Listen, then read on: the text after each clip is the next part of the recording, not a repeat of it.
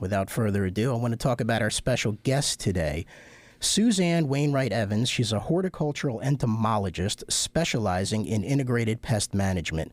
Suzanne's been involved in the green industry for more than 30 years with a primary focus on biological control and using pesticides properly.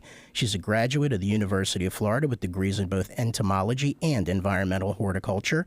She's worked throughout the United States and internationally consulting to greenhouses, nurseries, landscapers, cannabis production, and interior-scape companies. Additionally, Suzanne has published articles in trade magazines and scientific journals. She teaches workshops and lectures professionally to industry groups, bringing her scientific as well as practical approach to learning. Her lectures use her extensive library of insect photos and macro insect movies. She's the owner of Bug Lady Consulting, now in business 21 years. Suzanne lives in Pennsylvania with her husband, 1 dog, 3 cats in a log home built in the 1820s. Welcome to Understanding CBD, Suzanne. We're happy to have you. Well, thanks for inviting me to join you guys today.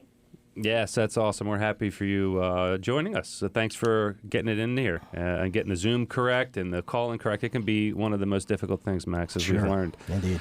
But a lot of people may not know what a horticultural entomologist is. And just to let you know, it's a very intelligent person that geeks out on bugs and the relationship between plants and people. Is that fair, Suzanne? Yeah, and I focus more on specialty crops. Like, I don't work in soybeans and corn. I work in like greenhouse production with poinsettias and orchids and bedding plants, cannabis, hemp, hydroponic, lettuce, things that aren't considered traditional big ag. Gotcha. All right. Well, that's a good distinction because that's what we're going to exactly talk about today. Right. And I know you love bugs. Do you get mad when people call them pests? Yes, not mad. I think it's just they haven't been educated properly. Right. So, but seriously, how did you catch the bug for entomology? When I was in middle school, I was climbing a tree and I came across a patch of bark lice on a tree, and I just thought that was the coolest thing I'd ever seen. And I swear it like chemically altered my brain, and I just became obsessed with insects. And my mom got me a book by David Suzuki on insects, and I just decided this is what I wanted to do with my life, and I've just not had any other focus besides this. Now, in your lectures, you use a lot of insect photos and macro insect movies. What are macro movies? Well, they're really close up where I have images or videos of like aphids giving birth to their babies and mites laying eggs and predatory mites eating the other mites, so that people can see what's happening close up on a microscopic level. Interesting. Yeah, fascinating. So that kind of clears up the bug side. Now, where did you cultivate your passion for plants? I've just, again, always loved plants. My poor parents, when I was a kid, they'd come home and I would have dug up and re-landscaped the yard by moving everything around. Because I love being outside, I love being in nature, and I knew I did not want a job where I was going to work indoors in a cubicle. I just wouldn't be able to do it.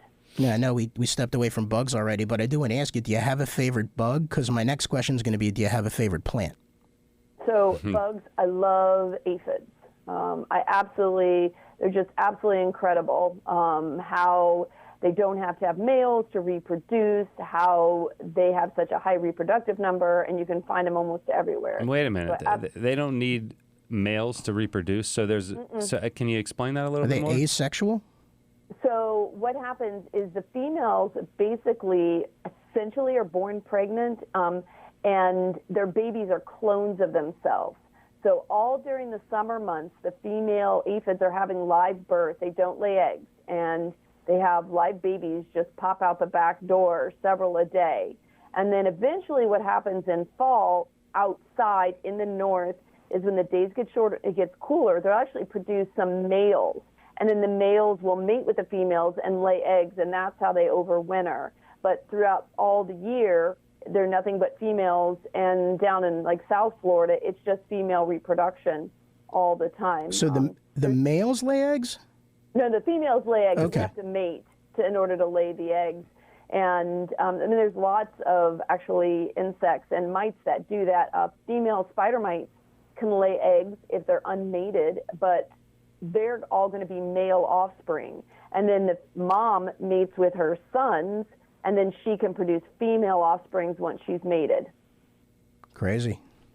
Well, this is why it only takes one. Just bringing in one aphid, one thrips, things like this, your numbers can get out of control. You don't have to have a male and female. Now, Suzanne, you were talking about in warmer climates, the female aphids, because the temperature doesn't drop for them to start producing males. What happens with them? They just continue to run that? They just continue to reproduce.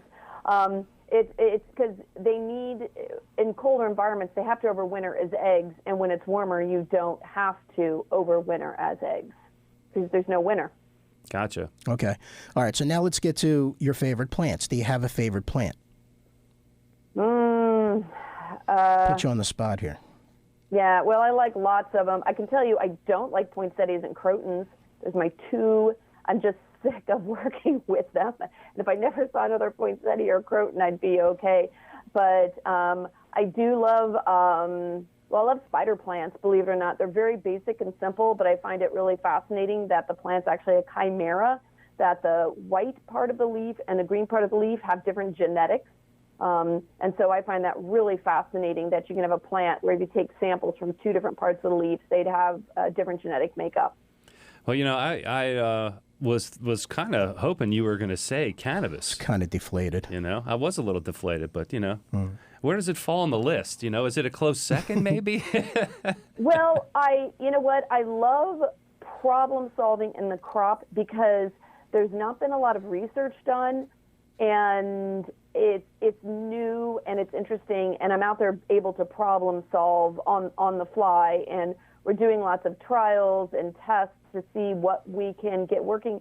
But in a way, and I know everybody cringes when I say this, it's another crop to me, with a special set of kind of unknown pests, because we still don't know the full pest complex. We have new stuff that pops up all the time, and I like the challenge of that. But I don't like coming out of the crop all sticky. It's a very sticky crop to work in once it's in flower. Do aphids like the cannabis plant?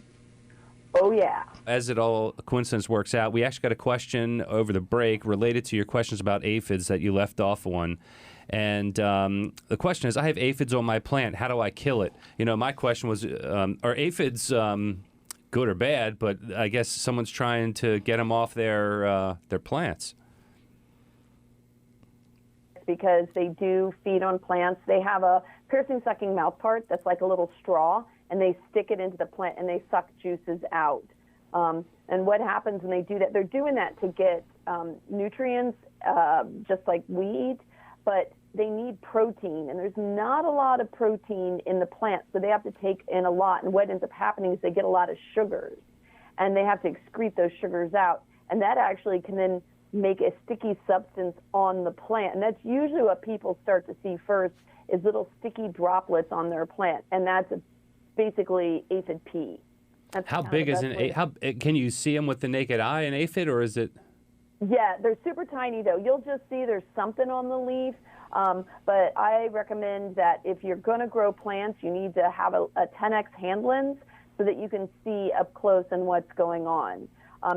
If you do not manage foliar aphids in cannabis, it is going to impact your crop significantly, so you do need to manage them. So the first thing I do is, this is exactly what I do. It's okay. Oh, we have aphids. What kind of aphid is it?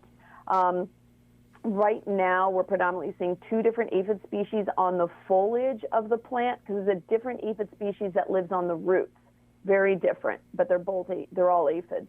And then once we know what it is kind of how we put the management program together. If you're not in flower, an insecticidal soap is a great way to knock them back. Insecticidal soaps, not Dawn dish soap, but insecticidal soaps are very good for doing that. Then for commercial growers, what we often do is we release tiny, tiny, tiny little parasites. They're tiny wasps that are so tiny you wouldn't even notice them. And they fly around the greenhouse or out in the field, and they look for any aphids that are left, and they lay their egg inside of that aphid, and then they eat the inside of the aphid, killing it. That leads me right into my question. So many people have been brought up incorrectly to dislike bugs or have a fear of bugs generally. And, it's incorrect. And I think it's a lot of misinformation. I mean, obviously, right? Question is, and you sort of set it up by talking about the wasps, the tiny wasps. What's the difference between good bugs and bad bugs? Are there good bugs versus bad bugs, beneficial bugs versus non-beneficial bugs? I always say it's a matter of opinion, who you are and what you're trying to do. Because a good example is there is a ladybug that is here now from China called Harmonia. It's the Asian multicolored ladybird beetle. If you're a homeowner, you hate them. You consider them a pest because every fall in the Northeast, they come in your house by the hundreds, and they can be a real problem. Flip side, if you're a soybean farmer and have aphids, man, you want them out there because they're such aggressive predators on feeding on aphids that they'll eat all the pests up out of your field. So homeowner, don't really like them. If you're a farmer, yeah, we like them. And so you have to look at the insect, identify it, and look at your situation, because I really don't like just to flat out say they're black and white, because, I mean, even aphids, we talk about them, they're not good for plants, but they're a food source for lots of other insects. And a lot of those insects that feed on them are also pollinators. Well, there's a lot to clearly decide on here. And when you decide between a biological control mechanism or a pesticide, is it often choosing which is the lesser of two evils?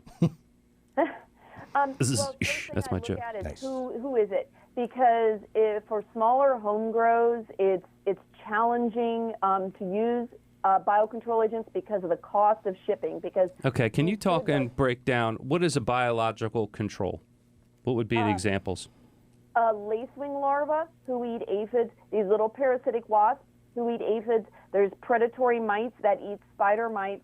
Those are what we consider biological control aphids. It's bugs eating bugs, essentially. Okay. All that stuff, and these insects I'm talking about are reared on bug farms, essentially. You've got chicken farms, you've got cow farms, you have bug farms. And these bug farms in these sterile environments grow these insects, so you don't get anything else other than what you ordered. Since they're living, they have to be FedEx to you overnight. And if you've got one plant, it can get expensive to pay that overnight shipping. If you're growing 5 acres in the big picture, it's not that expensive. So we kind of look at the economics of it, even though I know more home growers are buying the biocontrol agents because they do not want to use any pesticides on their plants, even soaps and oils sometimes. So that option is out there for the home consumer. But, part of my job for commercial growers is to keep them in business. So I also have to look at the economics. And so when we're deciding which path to go, we look at the pests, and then is there a biocontrol agent for it? Because if you have something like spider mites, absolutely. There's lots of insects and mites you can buy that feed on them. But let's say you have mealybugs. There's not a lot of commercially available good bugs that eat mealybugs. So often for mealybugs, we have to spray.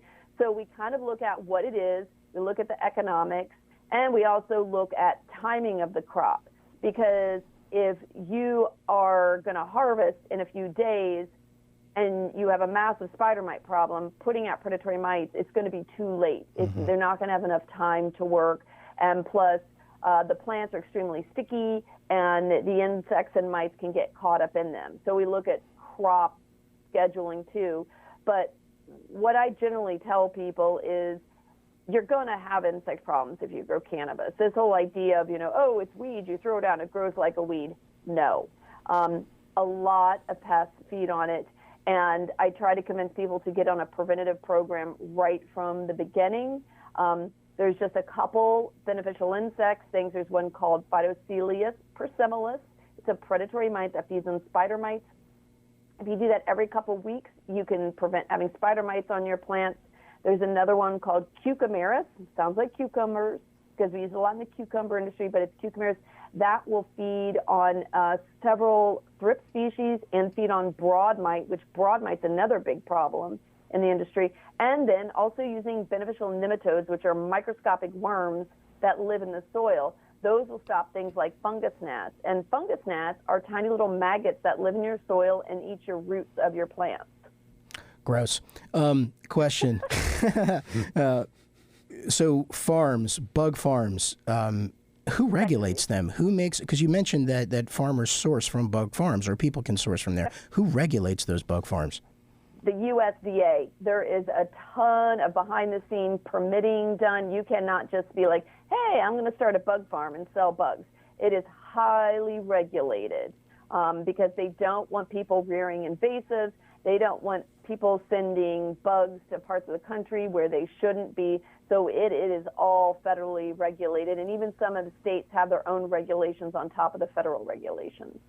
That's interesting. It's like raising cows, raising bugs, crickets, whatever. Chickens. Yep. It's regulated. Now, on the other side with pesticides, can you explain to us what pesticides are and how they work?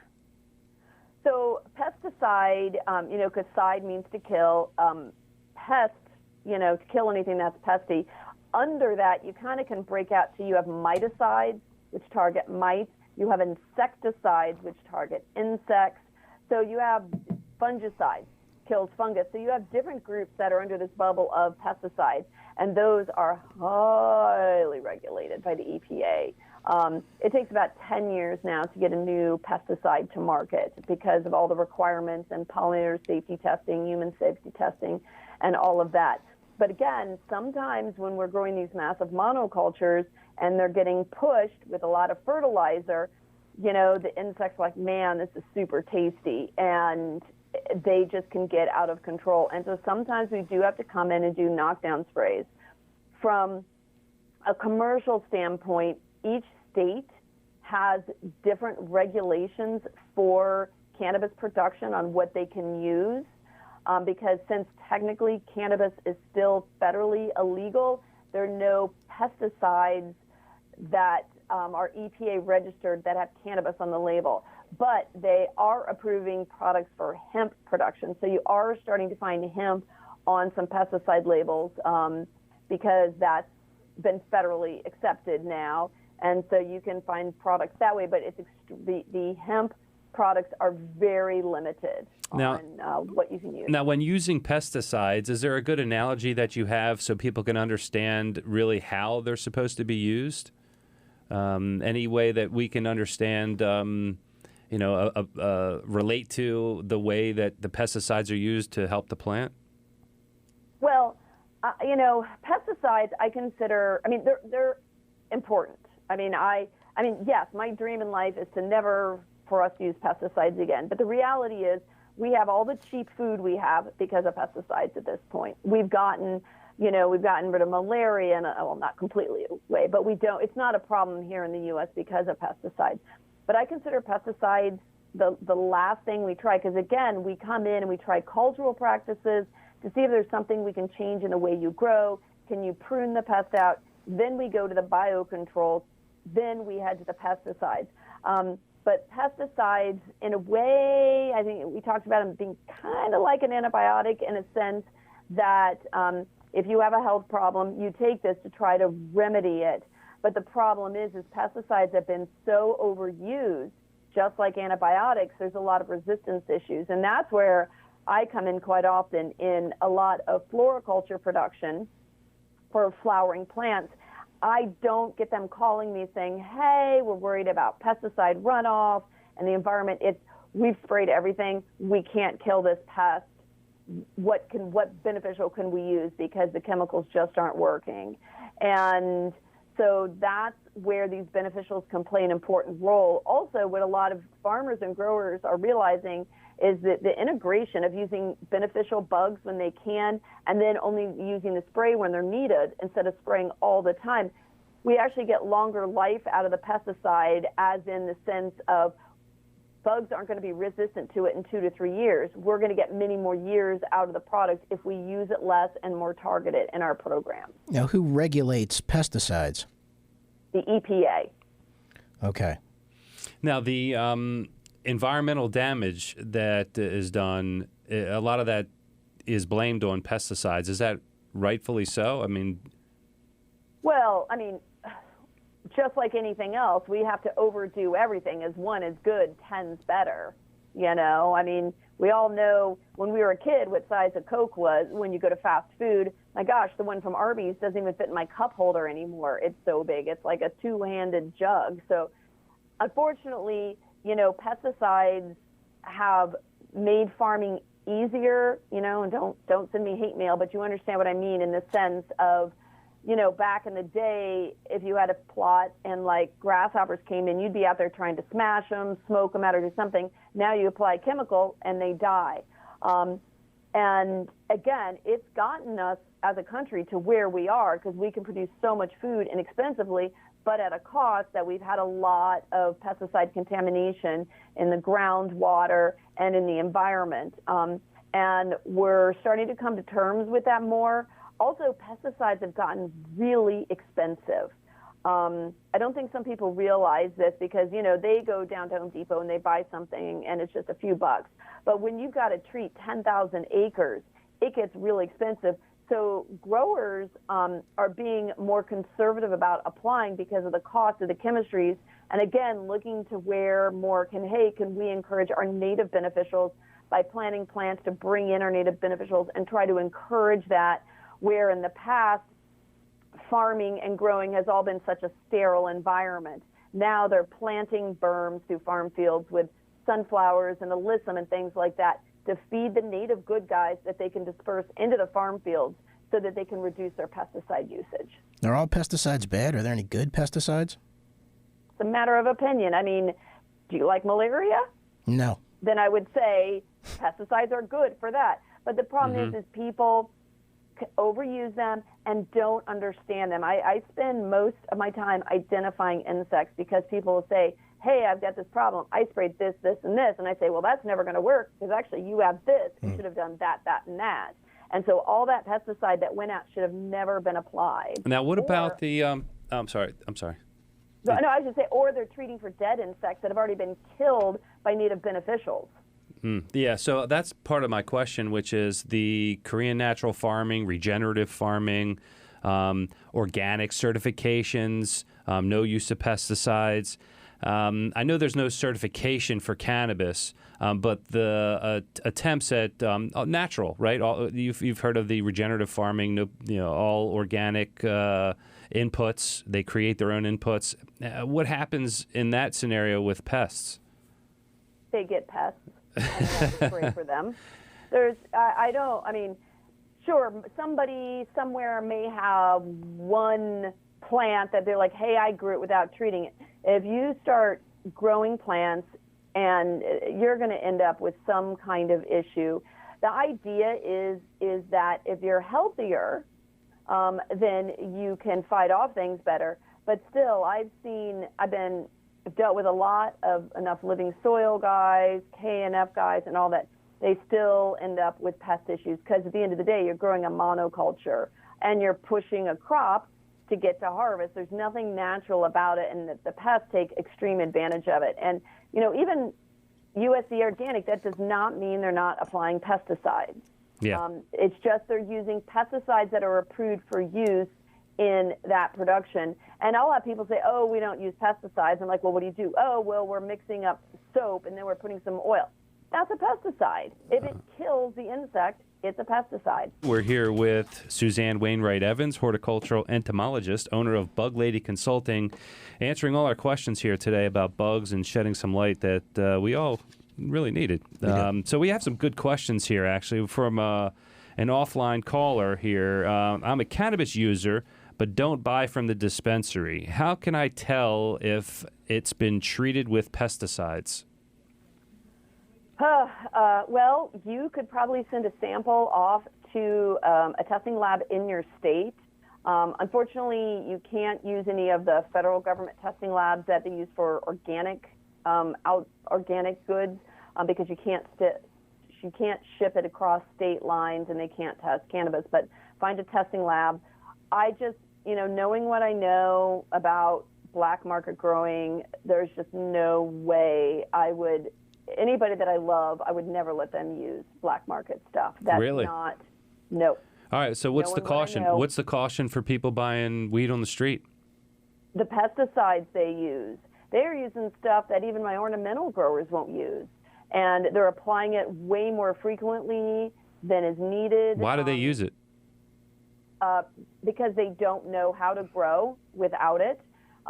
They've not had, like if you're a corn farmer, you go to the extension office and they say June 1st do this, March 2nd do this. They have educational programs all year long. There's nothing for cannabis growers. And there's still very limited education for them on how properly to manage them. And that's what I've been doing. I've been teaching tons of workshops, teaching people how to manage the pests without using these pesticides that should not be used on these consumables. All right.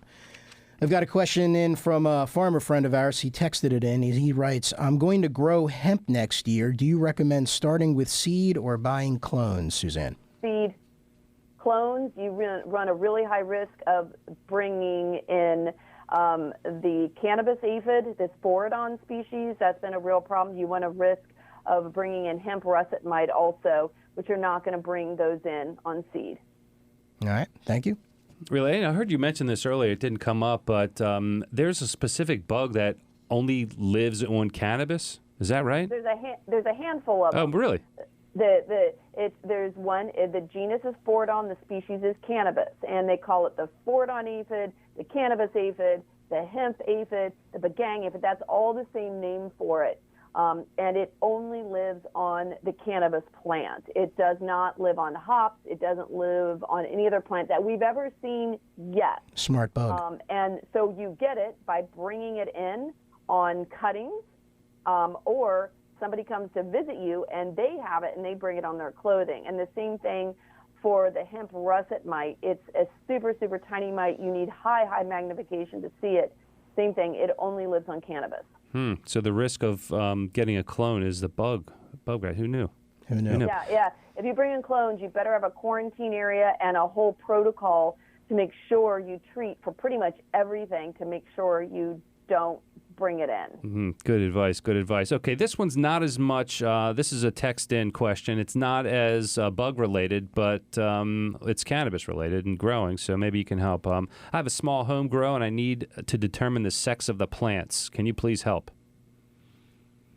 There are 9 billion Facebook groups that there are people that will help other growers grow. And there's tons of photos online, too. And I mean, I know that the males get where they develop the pollen. Gotcha. Okay. So yeah, that's not the sweet spot for the questions for you. But another question we have here: is it okay to eat bugs? Mm-hmm. I don't want to because they're my friends, but this is the way. I mean, they've been doing it for years, centuries in other countries, and there's a big movement for insect consumption with crickets, cricket powders. Lots of people are eating cicadas. My only concern would be I wouldn't pick a bug on the sidewalk up and eat it because insects carry parasites, and I don't think you want parasites that way. But the farm-reared ones for human consumption, they're a clean crop.